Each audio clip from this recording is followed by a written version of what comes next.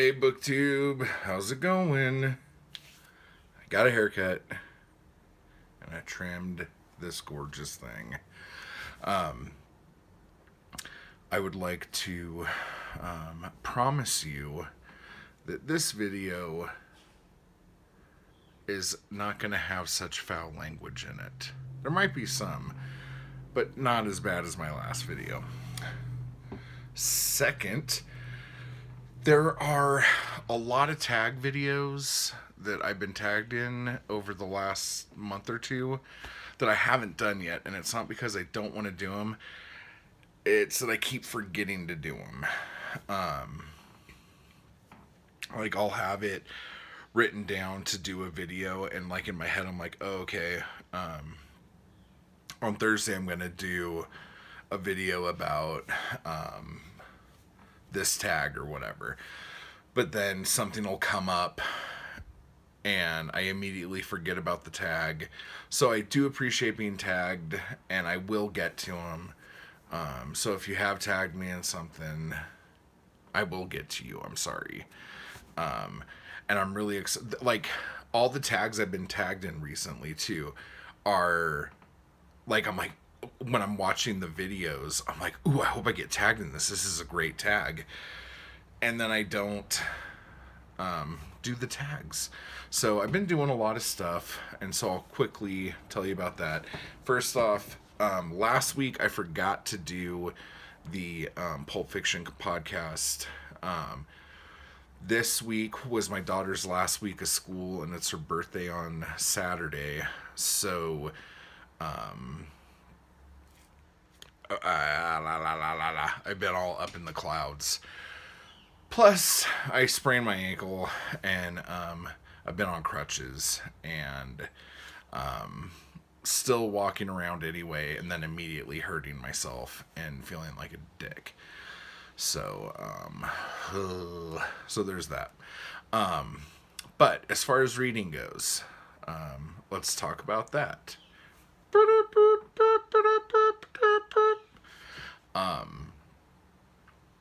First off, yeah, we'll start with this. And I can't show you any of this stuff because I'm recording this video on my phone, and one of these things is an Audible audiobook, and the other things are ebooks that I have on my phone. So this is going to be kind of a lackluster video as far as like images popping up. Just look at my Funko Pops if you get bored.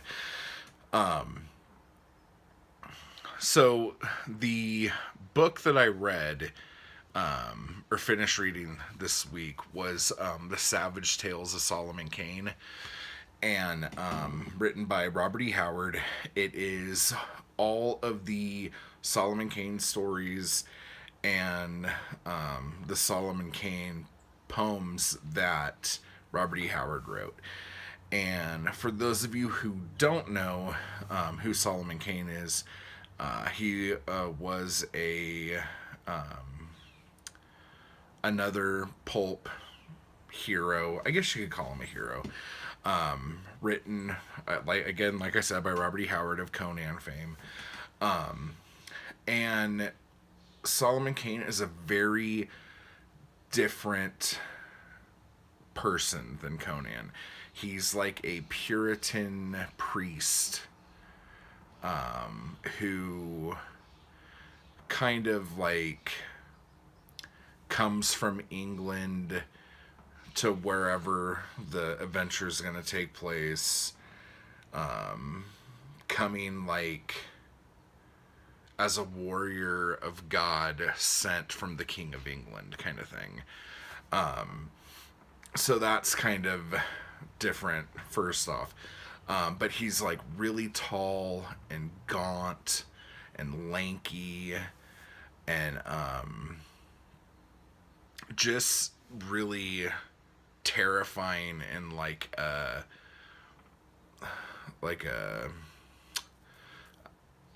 I don't know, is about as terrifying as a lanky Puritan could be. And instead of like swinging like a giant broadsword or a great axe or something like that, he has a rapier. And he's just very, he always has a plan, and even when things don't go as planned, he has a plan. And he's not really afraid of anything. There's like this otherworldliness about him that I guess comes from the fact that he looks at himself as kind of like not the right hand of God, obviously, but like a warrior of God. And Zoe was telling me about the movie. I guess she watched it without me. But I've been putting off watching the latest movie adaptation of Solomon Kane because I wanted to finish this book. And when I was talking to Zoe about the book, she's like, "Oh, I saw that movie."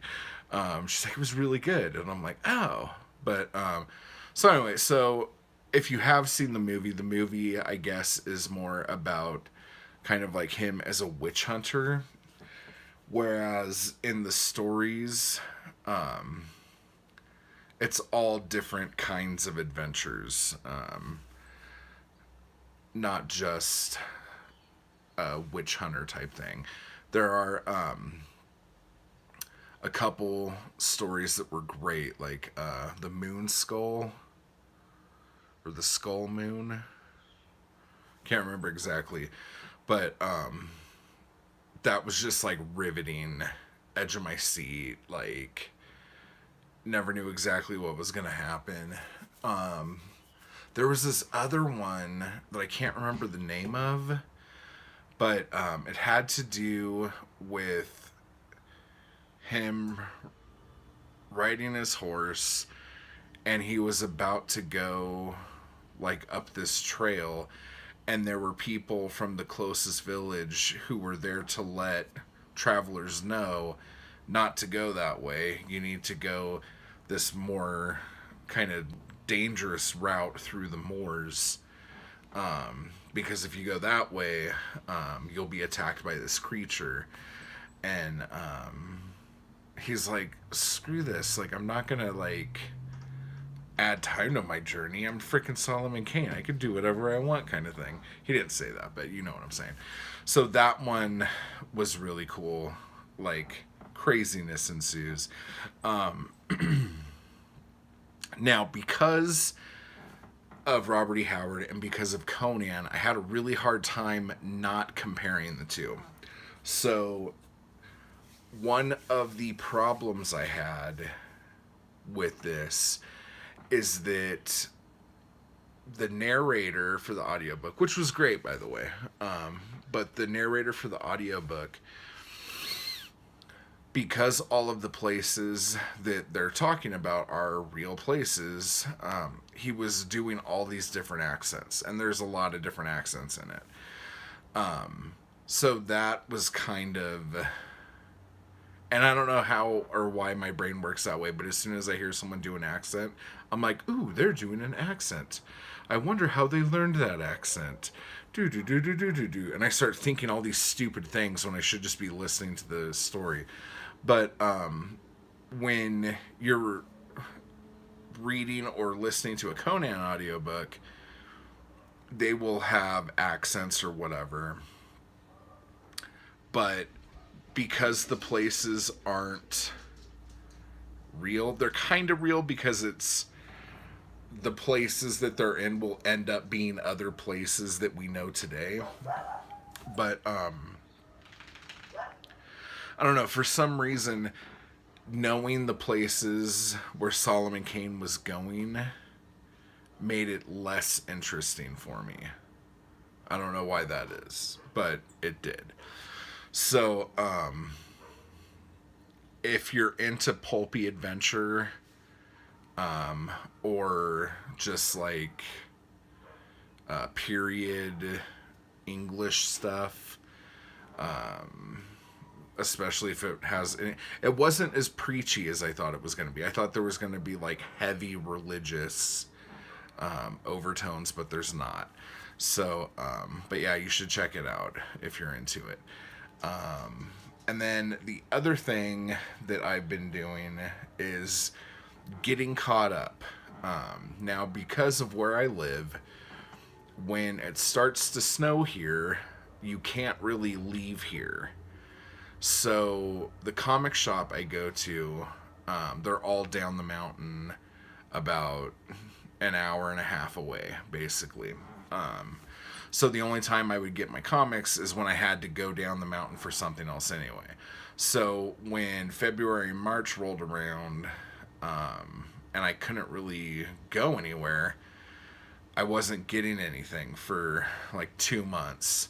And then once that happened, I was like, well, I'll just wait for the trades to come out, and I'll just pick those up and then start getting my single issues again once I pick up the trades that I want.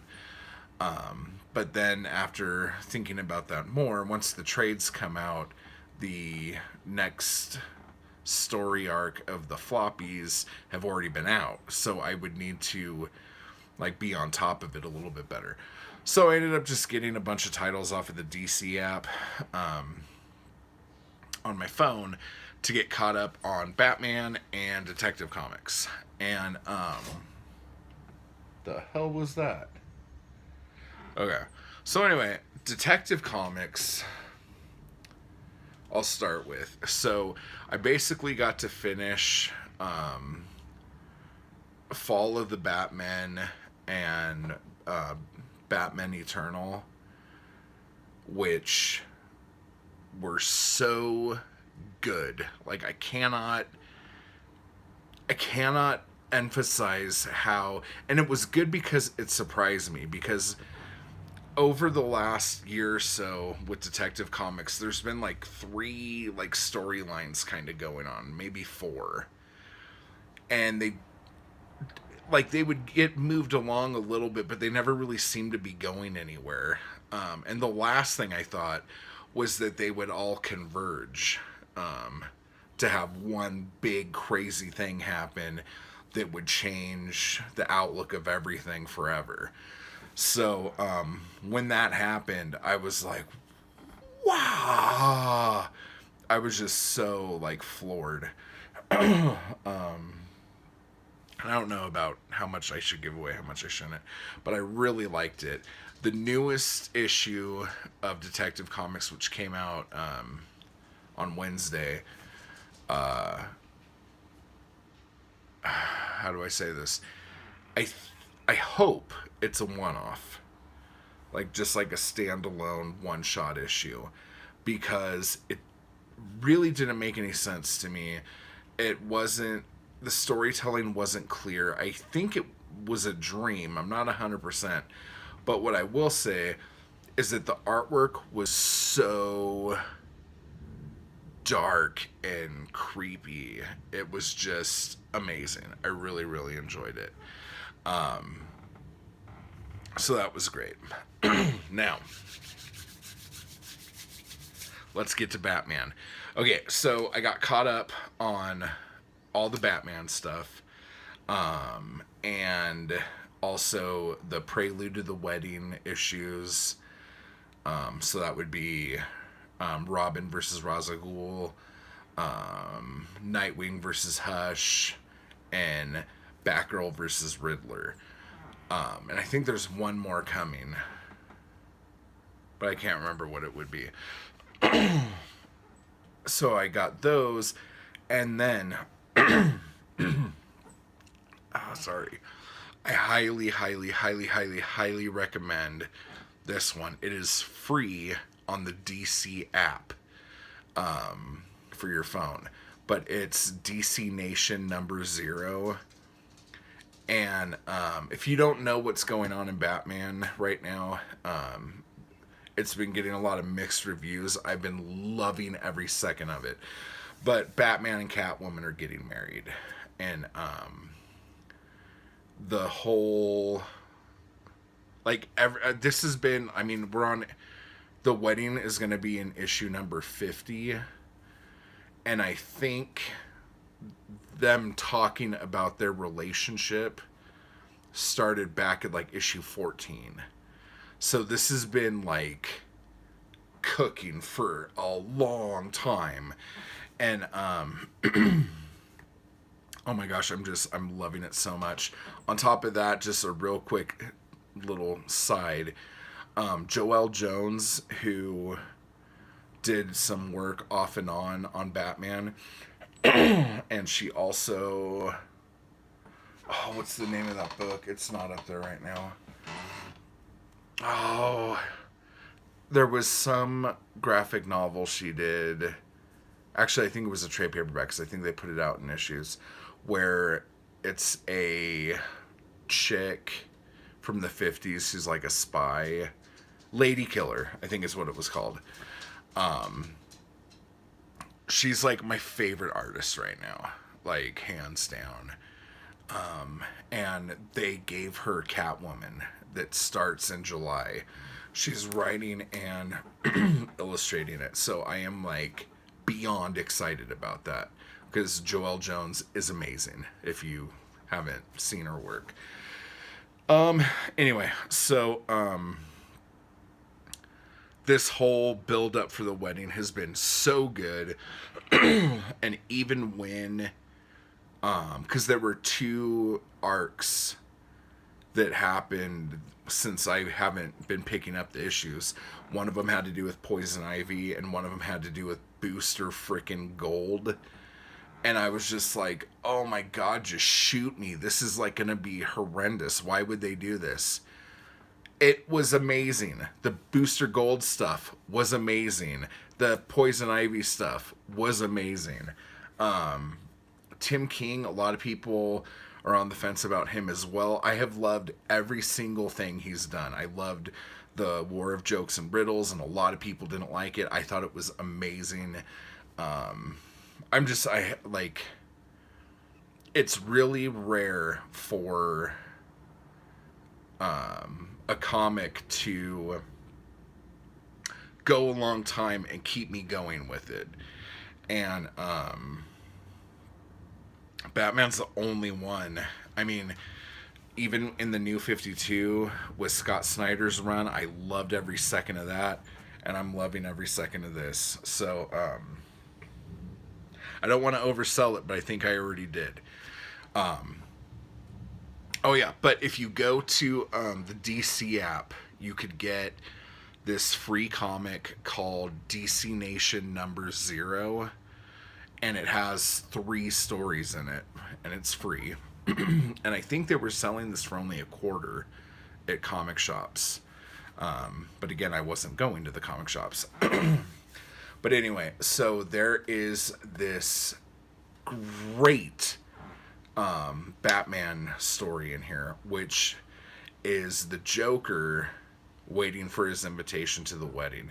Because what's going on right now is that the Joker is kind of beside himself once he finds out that the wedding's going to happen.